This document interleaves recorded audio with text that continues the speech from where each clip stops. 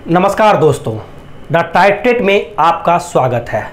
आज हम चलते हैं औरंगाबाद और नवादा लोकसभा का विश्लेषण विथ ओपिनियन पोल। आखिर वहां से कौन जीत रहे हैं, किसकी स्थिति मजबूत मानी जा रही है।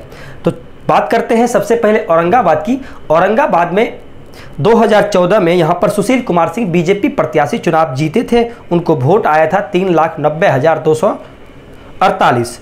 वहीं दूसरे पोजीशन पे निखिल कुमार रहे थे जो कांग्रेस प्रत्याशी थे। उनको वोट आए थे 2,41,594। और जदयू प्रत्याशी जो कि बागी कुमार वर्मा थे, उनको सिर्फ 1,31,128 वोट आए थे, 828 वोट। और 2019 की बात करें तो यहाँ पर एनडीए में फिर से जदयू शामिल हो गए थे और बीजेपी प्रत्याशी सुशील कुमार सिंह फिर से थे और इनको वोट आए थे 4,31,541। वहीं उपेंद्र कुशवाहा 3,58,934 वोट ला करके महागठबंधन प्रत्याशी चुनाव हार गए थे।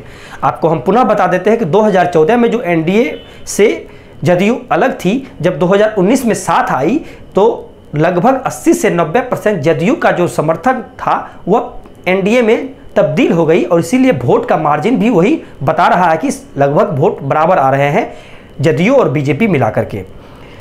इस बार समीकरण अलग है। आपको पुनः बता देते हैं कि 2020 विधानसभा में आरजेडी सिर्फ 12,000 वोटों से पीछे हुई थी ओवरऑल बिहार में। तो इस बार मुकाबला दिलचस्प है। यहाँ पर औरंगाबाद से आरजेडी ने अभय कुशवाहा को अपना प्रत्याशी बनाया। वहीं सुशील कुमार सिंह पर पुनः तीसरी बार बीजेपी ने अपना भरोसा जताया। यहाँ पर जो मुकाबला है, मुकाबला बहुत दिलचस्प है। अभय कुमार कुशवाहा के आ जाने से कहीं न कहीं कुशवाहा वोट भी अभय जी को मिल रहा है और आरजेडी का समर्थन भी है। और यहाँ पर औरंगाबाद भी पिछली बार बहुत कम मार्जिन से बीजेपी चुनाव जीती थी, लगभग 70 से 80 हज़ार वोटों से चुनाव जीती थी, जबकि उपेंद्र कुशवाहा पार्टी में थे, वीआईपी अलग थी। और इस बार वीआईपी पार्टी के आ जाने से कहीं न कहीं यह मजबूत मिला है। और लेफ्ट भी 2019 में अलग थी और आपको मालूम होगा लेफ्ट का जो कार्यकर्ता है वो बहुत मजबूत कार्यकर्ता होते हैं, जितना भी हैं वो मजबूती से साथ रहते हैं। तो कहीं कि लेफ्ट के आ जाने से भी यह सीट मजबूत मानी जा रही है। यहाँ पर जो श्रवण कुमार कुशवाहा है चुनाव जीतते हुए नजर आ रहे हैं। यहाँ पर इस बार सुशील कुमार सिंह जी चुनाव हार रहे हैं और कहीं न कहीं लगातार दो बार से यहाँ लोकसभा जीत रहे हैं। तो कहीं न कहीं यहाँ पर एंटी इनकम्बेंसी भी होती है और जिसके कारण लोग इन नए चेहरे को तवज्जो दे रहे हैं और अभय कुशवाहा के पक्ष में वोट जा रही है। तो कहीं न कहीं औरंगाबाद सीट आरजेडी के पाले में जाती हुई नजर आ रही है। उसके बाद हम चलते हैं नवादा की। नवादा की बात करें तो 2014 में यहां से चुनाव जीते थे राजबल्लभ यादव,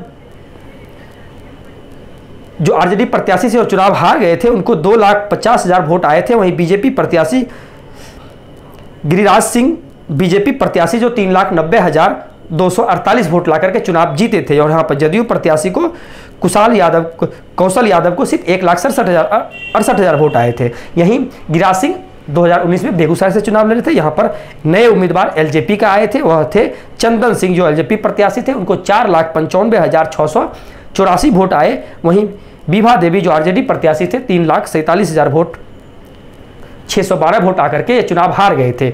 इस बार चंदन सिंह यहाँ चुनावी मैदान में नहीं है क्योंकि चंदन सिंह एलजेपी छोड़ करके पशुपति पारस के गुट में चले गए, जिसके कारण चिराग पासवान ने इनको टिकट नहीं दिया। और यहाँ पर इस बार नवादा सीट बीजेपी अपने पाले में ले लिया और यहां से चुनाव लड़ रहे हैं 2024 में श्रवण कुशवाहा आरजेडी प्रत्याशी, वहीं विवेक ठाकुर बीजेपी प्रत्याशी यहां पर चुनाव लड़ रहे हैं। लेकिन मामला यहां दिलचस्प है। कहीं न कहीं चंदन सिंह जो पिछले बार के लोकसभा के एमपी थे वो बीजेपी के खिलाफ वोटिंग कर रहे हैं और वो करवा रहे हैं और यह वोट ट्रांसफर कर रहे हैं आरजेडी प्रत्याशी को। और जिसके कारण यह आरजेडी यहां पर नवादा सीट बहुत ही मजबूत माना जा रहा है आरजेडी प्रत्याशी के लिए। और श्रवण कुशवाहा इस बार 1 लाख से ज्यादा वोटों से चुनाव जीतते हुए नजर आ रहे हैं। तो कहीं न कहीं औरंगाबाद जो अभय कुशवाहा थे आरजेडी प्रत्याशी, वो लगभग 50 से 60,000 वोटों से आगे होते हुए दिख रहे हैं। वहीं नवादा में श्रवण कुशवाहा आरजेडी प्रत्याशी 1 लाख से ज्यादा वोटों से बीजेपी प्रत्याशी को मात देंगे।